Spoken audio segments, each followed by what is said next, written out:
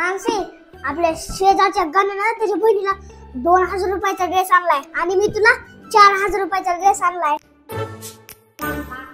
मानसी, तू आता काय होतस दिसायलीस मला?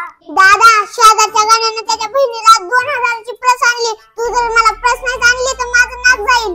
मानसी, मी तुझं नाक कधीच जाऊ देणार नाही. मानसी, शेजारच्या गणानं त्याच्या बहिणीला 2000 रुपयाची प्रस आणली तर मी तुला 3000 रुपयाची प्रस आणली. आता काय झालं ग मानसी? दादा, गणीने त्याच्या बहिणीला 5000चा गळ्यातला आणले. तू जर मला गळ्यातला आणून दिलं नाहीस तर माझं नाक जाईल. बहिणे, मी तुझं कधीच नाक जाऊ देणार नाही.